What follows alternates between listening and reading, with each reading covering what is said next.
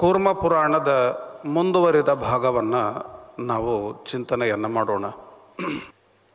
ಈ ಹಿಂದೆ ನಾವು ಆಶ್ರಮ ಧರ್ಮಗಳನ್ನು ಚಿಂತನೆಯನ್ನು ಮಾಡ್ತಾ ಇದ್ವಿ. ಆಶ್ರಮ ಧರ್ಮಗಳನ್ನು ಚಿಂತನೆ ಮಾಡಿ ಎಲ್ಲರಿಗೂ ಸಂಬಂಧಪಟ್ಟಂತಹ ಧರ್ಮಗಳನ್ನು ಸಹ ಕೂರ್ಮರೂಪಿಯಾದ ದೇವರು ಹೇಳಿದ್ದನ್ನು ನಾವು ತಿಳಿದಿದ್ದೇವೆ. ಯಾವುದೇ ಧರ್ಮವನ್ನು ಆಚರಣೆ ಮಾಡುವಾಗಲೂ ಎಲ್ಲೆಡೆಯಲ್ಲಿನೂ ದೇವರನ್ನು ಚಿಂತನೆಯನ್ನು ಮಾಡಬೇಕಾದದ್ದು ಅತ್ಯಂತ ಅವಶ್ಯವೂ. ಅದು ಸಣ್ಣ ಕೆಲಸ ಇರಲಿ, ದೊಡ್ಡದಾದ ಕಾರ್ಯ ಇರಲಿ, ಪ್ರತಿಯೊಂದು ಕಾರ್ಯದಲ್ಲಿನೂ ಪರಮಾತ್ಮನ ಸ್ಮರಣೆ.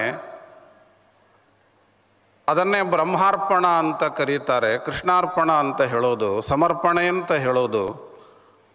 ದಾನ ಕೊಡುವುದು ಅಂತನ್ನುವಂತಹ ಧರ್ಮಾಚರಣೆ ಅಂತ ಇದ್ದರೆ ದಾನ ಕೊಡುವ ವ್ಯಕ್ತಿಯಲ್ಲಿ ದೇವರ ಚಿಂತನೆ, ನಮ್ಮಲ್ಲಿ ಕೊಡುವ ವಸ್ತುವಿನಲ್ಲಿ ಕೊಡುವವನು ಅವನು, ಸ್ವೀಕರಿಸುವವನು ಅವನು, ಕೊಡುವ ಪದಾರ್ಥಗಳಲ್ಲಿ ಅವನು ಇದ್ದಾನೆ.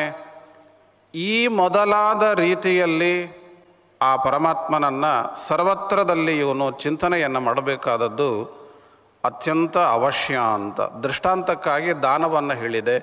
ಇನ್ನಿತರ ಎಲ್ಲ ಧರ್ಮಗಳಲ್ಲಿಯೂ ಈ ಚಿಂತನೆ ಬರಲೇಬೇಕು ಅಂತ ಇಷ್ಟು ಹೇಳಿ ಮುಂದೆ ಈ ಕೂರ್ಮ ಪುರಾಣವಾದದ್ದು ಪ್ರಾಕೃತ ಸೃಷ್ಟಿ ಅನ್ನುವಂತಹ ಒಂದು ವಿಷಯವನ್ನು ಪ್ರಸ್ತಾಪವನ್ನು ಮಾಡುತ್ತಾ ಇದೆ.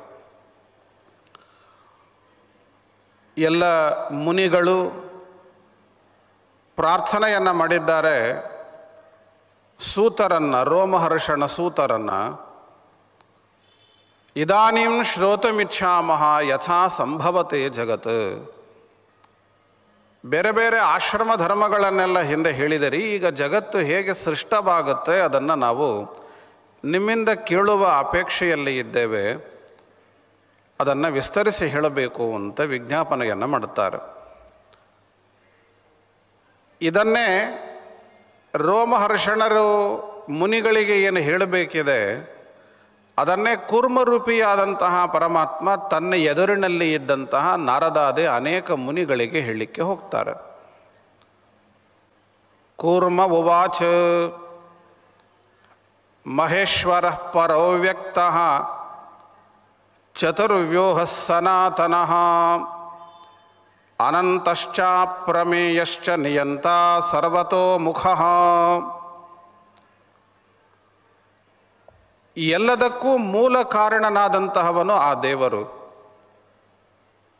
ನಿನ್ನೆ ಸೃಷ್ಟಿಯ ಆರಂಭದಲ್ಲಿ ಇದ್ದವನು, ಈ ಹಿಂದಿನ ಲಯವನ್ನು ಮಾಡಿದವನು ಅವನೇ ಇದ್ದಾನೆ, ಈ ಮೊದಲಾದ ಸಂಗತಿಯನ್ನು ತಿಳಿದಿದ್ವಿ.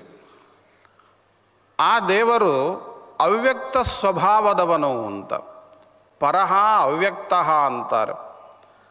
ಅವ್ಯಕ್ತ ಸ್ವಭಾವದವನು ದೇವರು. ಆ ಅವ್ಯಕ್ತ ಸ್ವಭಾವದವನಾದರೂ ಎಂದೂ ಅವನು ವ್ಯಕ್ತನೇ ಆಗುವುದಿಲ್ಲ ಅಂತೇನಿಲ್ಲ. ತನ್ನ ಭಕ್ತರನ್ನು ಅನುಗ್ರಹಿಸುವುದಕ್ಕಾಗಿ, ಅವರ ಸಾಧನೆಗೆ ಫಲವನ್ನು ಕೊಡುವುದಕ್ಕಾಗಿ ದೇವರು ವ್ಯಕ್ತನಾಗುವುದು ಇದೆ. ಅದನ್ನೇ ತಿಳಿಸುವಂತೆ ಅವ್ಯಕ್ತಃ ಚತುರ್ವ್ಯೂಹ ಸನಾತನಃ. ಸ್ವಾಭಾವಿಕವಾಗಿನ ಶ್ರೀಮದ್ ಆಚಾರ್ಯರು ಈ ಮಾತನ್ನು ಸೂತ್ರಭಾಷ್ಯದಲ್ಲಿ ಹೇಳುತ್ತಾರೆ. ಸ್ವಾಭಾವಿಕವಾಗಿ ದೇವರು ಅವ್ಯಕ್ತ ಸ್ವಭಾವದವನು, ಆದರೂ ಭಕ್ತರ ಮೇಲಿನ ಅನುಗ್ರಹಕ್ಕಾಗಿ ತನ್ನ ರೂಪವನ್ನು ಅಭಿವ್ಯಕ್ತಿ ಮಾಡುತ್ತಾನೆ ಅಂತ. ಹಾಗೆ ದೇವರು ನಾಲ್ಕು ರೂಪಗಳನ್ನು ಅಭಿವ್ಯಕ್ತಿ ಮಾಡುತ್ತಾನೆ ಅಂತಾರೆ. ಪ್ರಸಿದ್ಧವಾದ 4 ರೂಪಗಳಿವು: ನಾರಾಯಣ, ಸಂಕರ್ಷಣ, ಪ್ರದ್ಯುಮ್ನ, ಅನಿರುದ್ಧ ಅಂತ. ಇದು ಅಭಿವ್ಯಕ್ತವಾದಂತಹ ಕ್ರಮದಂತೆ ನಾನು ಹೇಳಿದಂಥದ್ದು. ಮೂಲತಃ ನಾರಾಯಣ ದೇವರು, ಆ ನಾರಾಯಣ ದೇವರಿಂದ ವಾಸುದೇವ ರೂಪದ ಅಭಿವ್ಯಕ್ತಿ, ನಂತರ ಸಂಕರ್ಷಣ ರೂಪದ ಅಭಿವ್ಯಕ್ತಿ, ನಂತರದಲ್ಲಿ ಪ್ರದ್ಯುಮ್ನ, ನಂತರದಲ್ಲಿ ಅನಿರುದ್ಧ ರೂಪದ ಅಭಿವ್ಯಕ್ತವಾದದ್ದು. ಈ 4 ರೂಪಗಳನ್ನು ವ್ಯೂಹ ರೂಪಗಳು ಅಂತ ಕರೆಯುವಂತಹ ಪದ್ಧತಿ ಇದೆ ಶಾಸ್ತ್ರದಲ್ಲಿ. ಆಚಾರ್ಯರು ಅನೇಕ ಕಡೆಗೆ 10 ಕಡೆಗೆ ತಮ್ಮ ಗ್ರಂಥಗಳಲ್ಲಿ ಈ ಚತುರ್ವ್ಯೂಹ ರೂಪಗಳನ್ನು ಉಲ್ಲೇಖ ಮಾಡಿ ಅವುಗಳ ಕಾರ್ಯವನ್ನು ಆ 4 ರೂಪಗಳಿಂದ ಜಗತ್ತಿಗೆ ಹೇಗೆ ಉಪಕಾರವಾಗಿದೆ ಅಂತನ್ನುವುದನ್ನು ಅದ್ಭುತವಾದ ರೀತಿಯಲ್ಲಿ ಹೇಳಿದ್ದೂ ಇದೆ. ನಮ್ಮ ಶರೀರ ಇರಬಹುದು, ಸ್ತ್ರೀ ಶರೀರವೇ ಇರಬಹುದು, ಪುರುಷ ಶರೀರವೇ ಇರಬಹುದು. ನಮ್ಮ ಶರೀರದ ಇಂತಿಂತಹ ಭಾಗದಲ್ಲಿ ಭಗವಂತನ ವಾಸುದೇವ, ಸಂಕರ್ಷಣ, ಪ್ರದ್ಯುಮ್ನ, ಅನಿರುದ್ಧ ರೂಪಗಳ ಚಿಂತನೆ ಮಾಡುವ ಕ್ರಮ ಇದೆ. ಮಳೆ ಬರುತ್ತೆ ಅಂತನ್ನುವುದಾದರೆ ಉಡುಪಿಯಲ್ಲಂತೂ ಮೇಲಿಂದ ಮೇಲೆ ಮಳೆಯನ್ನು ನಾವು ಕಾಣ್ತೇವೆ. ಆ ಮಳೆಗೆ ಸಂಬಂಧಪಟ್ಟಂತೆ 4 ರೂಪಗಳನ್ನು ಚಿಂತನೆಯನ್ನು ಮಾಡುವಂತಹ ಪದ್ಧತಿಯನ್ನು ಹೇಳಿಕೊಟ್ಟಿದ್ದಾರೆ. ವಾಸುದೇವಾದಿ ರೂಪಗಳನ್ನು ಎಲ್ಲ ಕಡೆಗೆ ಮೀಮಾಂಸಾ ಶಾಸ್ತ್ರದಲ್ಲಿ, ಬ್ರಹ್ಮ ಮೀಮಾಂಸಾ ಶಾಸ್ತ್ರದಲ್ಲಿ ಹಾಸುಹೊಕ್ಕಾಗಿ ಪ್ರತಿಪಾದ್ಯವಾದ ರೂಪಗಳು ಈ 4 ರೂಪಗಳು ಅಂತ ಹೇಳ್ತಾರೆ. ನಾವು ಬಟ್ಟೆಯನ್ನು ಉಡುತ್ತೇವೆ ಅಂತಂದರೆ ಆ ಬಟ್ಟೆಯಲ್ಲಿ 4 ರೂಪದ ಪರಮಾತ್ಮನನ್ನು ಚಿಂತನೆಯನ್ನು ಮಾಡಿ ಅಂತಾರೆ. ಒಂದು ಬಟ್ಟೆ ಅಂತ ಸಿದ್ಧ ಆಗಬೇಕಾದ್ರೆ ಅದಕ್ಕೆ 4 ಹಂತಗಳು, 4 ಸ್ಥಾನಗಳು. ಅಲ್ಲಲ್ಲೆಲ್ಲ ದೇವರನ್ನು ಚಿಂತನೆ ಮಾಡುವುದು. ಹತ್ತಿ ಅಂತನ್ನುವ ಅವಸ್ಥೆಯಾಗಿರಬಹುದು, ಸ್ವಚ್ಛ ಮಾಡಿದ ಹತ್ತಿ ಅಂತಾಗಿರಬಹುದು, ನೂಲು ಅಂತಾಗಿರಬಹುದು, ನಂತರ ಸಿದ್ಧವಾಗುವ ವಸ್ತ್ರ ಅಂತಾಗಬಹುದು.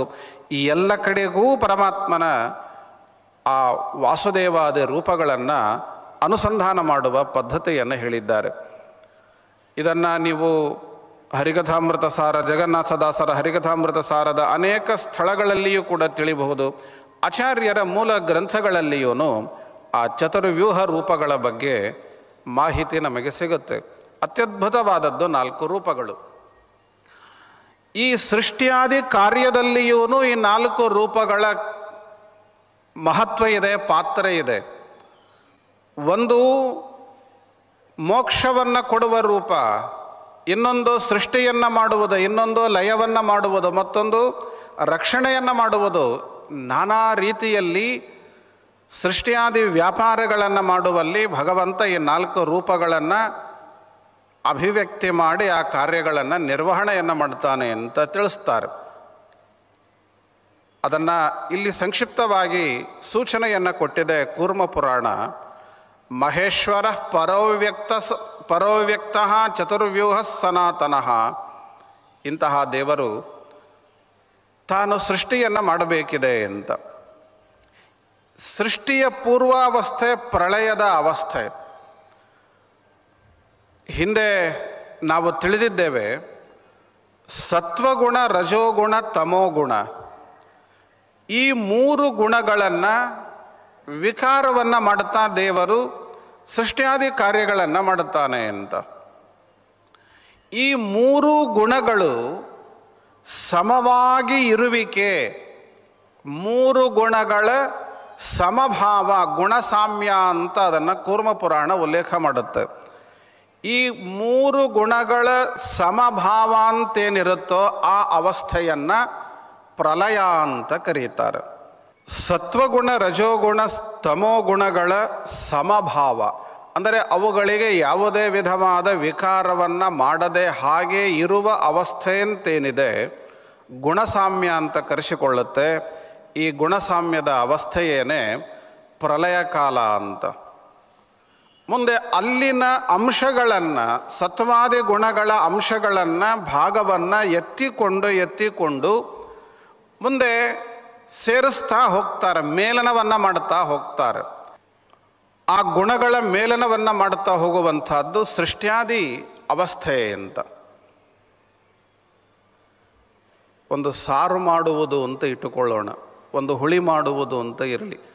ಮೊದಲು ಅದಕ್ಕೆ ಬೇಕಾದ ಪದಾರ್ಥಗಳೆಲ್ಲ ಬೇರೆ ಬೇರೆಯಾಗಿ ಇರುತ್ತವೆ. ಉಪ್ಪು ಒಂದು ಕಡೆ ಇರುತ್ತೆ, ಹುಣಸೆ ಹಣ್ಣು ಇನ್ನೊಂದು ಕಡೆಗೆ ಇರುತ್ತೆ, ಮತ್ತೊಂದು ಕಡೆಗೆ ಇರುತ್ತೆ, ಬೇಳೆ ಬೇರೆ ಕಡೆಗೆ ಇರುತ್ತೆ.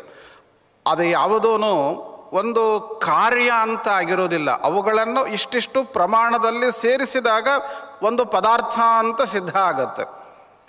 ಹಾಗೆ ಬೇರೆ ಬೇರೆ ಗುಣಗಳನ್ನು, ಸತ್ವಾದಿ ಗುಣಗಳನ್ನು ಸಂಗ್ರಹ ಮಾಡಿ ಮಾಡಿ ಮೇಲನಾದಿಗಳನ್ನು ಮಾಡಿ ದೇವರು ಸೃಷ್ಟಿ ವ್ಯಾಪಾರವನ್ನು ಮಾಡ್ತಾನೆ. ಗುಣಸಾಮ್ಯೇ ತದಾ ತಸ್ಮಿನ್ ಪುರುಷೇ ವಾತ್ಮನಿ ಸ್ಥಿತೆ ಪ್ರಾಕೃತ ಪ್ರಳಯೋ ಜ್ಞೇಯ ಯಾವದ್ ವಿಶ್ವ ಸಮುದ್ಭವ. ಪ್ರಳಯದ ಅವಧಿ ಅಂತ ಏನಿದೆ ಅದನ್ನು ರಾತ್ರಿ ಅಂತ ಕರೀತಾರೆ. ಸೃಷ್ಟಿ ಕಾಲ ಅಂತೇನಿದೆ ಅದನ್ನು ಹಗಲು ಅಂತ ಕರೀತಾರೆ ಅಂತ. ಇದು ಕೂಡ ಕೇವಲ ಔಪಚಾರಿಕವಾಗಿ ಹೇಳಿದಂತಹ ಮಾತು ಹೊರತಾಗಿ ಅದನ್ನೇ ನಾವು ನಿರ್ಣಾಯಕ ಅಂತ ತಿಳಿಯುವುದಲ್ಲ. ದೇವರ ದೃಷ್ಟಿಯಲ್ಲಿ ದೇವರಿಗೆ ಹಗಲು ಇಲ್ಲ, ರಾತ್ರಿ ಇಲ್ಲ, ಎಲ್ಲವೂ ಒಂದೇ, ಕಾಲಾತೀತ ಆ ದೇವರಾಗಿದ್ದಾನೆ.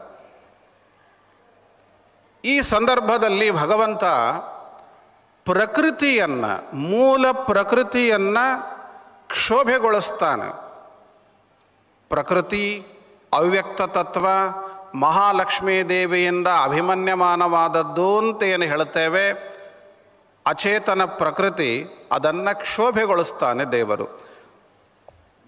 ಅಂದರೆ ಅದನ್ನು ವಿಕಾರವನ್ನು ಉಂಟು ಮಾಡುತ್ತಾನೆ. ಆ ವಿಕಾರವನ್ನುಂಟು ಮಾಡಿದ ನಂತರದಲ್ಲಿ ಸೃಷ್ಟಿ ಕಾರ್ಯ ಅಂತನ್ನುವುದು ಬೆಳೆದು ಬರುವಂಥದ್ದು. ಪ್ರಕೃತಿಂ ಪುರುಷಂಚೈವ ಪ್ರವೇಶ್ಯ ಆಶು ಮಹೇಶ್ವರ.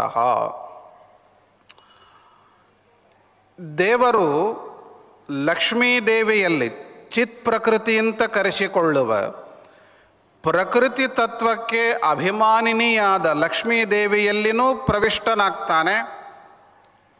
ಲಕ್ಷ್ಮೀದೇವಿಯಿಂದ ಅಭಿಮನ್ಯಮಾನವಾದ ಜಡ ಪ್ರಕೃತಿಯಲ್ಲಿನೂ ಪ್ರವಿಷ್ಟನಾಗಿ ಅದಕ್ಕೆ ಶಕ್ತಿಯನ್ನು ಕೊಟ್ಟು ವಿಕಾರವನ್ನುಂಟು ಮಾಡುತ್ತಾನೆ. ಮಹಾಲಕ್ಷ್ಮೀ ದೇವಿಗೆ ಕೆಲಸ ಮಾಡುವ ಶಕ್ತಿಯನ್ನು ಕೊಡುತ್ತಾನೆ, ಜಡ ಪ್ರಕೃತಿಗೆ ವಿಕಾರವನ್ನು ಹೊಂದುವಂತಹ ಶಕ್ತಿಯನ್ನು ದೇವರು ಕೊಡುತ್ತಾನೆ. ಇದನ್ನು ಕ್ಷೋಭೆ ಮಾಡುವುದು ಅಂತ ಕರೀತಾರೆ. ಕ್ಷೋಭಯಾಮಾಸ ಯೋಗೇನ ಪರೇಣ ಪರಮೇಶ್ವರ ಅಂತ. ಹೊರಗೆ ದೇವರು ಒಂದು ರೂಪದಿಂದ ಇದ್ದಾನೆ, ಲಕ್ಷ್ಮೀ ದೇವಿಯಲ್ಲಿ ಒಂದು ರೂಪದಿಂದ ಇದ್ದಾನೆ. ಕ್ಷೋಭೆಯನ್ನು ಮಾಡುವಂತಹ ರೂಪ ಆದದ್ದರಿಂದ ಅದನ್ನು ಕ್ಷೋಭಕ ರೂಪ ಅಂತ ಕರೀತಾರೆ. ಕ್ಷೋಭೆಗೆ ಒಳಗಾಗುವುದು ಅಂತೇನಿದೆ ವಸ್ತು, ಜಡ ಪ್ರಕೃತಿ, ಸತ್ವಾದಿ ಗುಣಗಳು, ಅವುಗಳಲ್ಲಿಯೂ ದೇವರ ಒಂದು ರೂಪ ಇದೆ. ಕ್ಷೋಭೆಗೆ ಒಳಗಾಗುವ ರೂಪದಲ್ಲಿ ದೇವರು ಒಂದು ರೂಪದಿಂದ ಇದ್ದಾನೆ. ಆ ರೂಪವನ್ನು ಕ್ಷೋಭ್ಯ ರೂಪ ಅಂತ ಕರೆದರು. ಸಯೇವ ಕ್ಷೋಭಕೋ ವಿಪ್ರಾಹ ಕ್ಷೋಭ್ಯಶ್ಚ ಪರಮೇಶ್ವರ. ದೇವರು ಕ್ಷೋಭಕನೂ ಆಗ್ತಾನೆ, ಕ್ಷೋಭ್ಯನೂ ಆಗ್ತಾನೆ ಅಂತ. ಅಂದರೆ ವಿಕಾರ ಮಾಡುವವನು ಅವನೇ, ವಿಕಾರ ಹೊಂದುವ ವಸ್ತುಗಳಲ್ಲಿಯೂ ಅವನು ಇದ್ದಾನೆ, ವಿಕಾರವನ್ನು ಹೊಂದುವ ಶಕ್ತಿಯನ್ನು ಅವುಗಳಿಗೆ ಕೊಟ್ಟಿದ್ದಾನೆ. ಆದ್ದರಿಂದ ಕ್ಷೋಭಕ, ಕ್ಷೋಭ್ಯ ಅಂತ ಅವನನ್ನು ಕರೀತಾರೆ.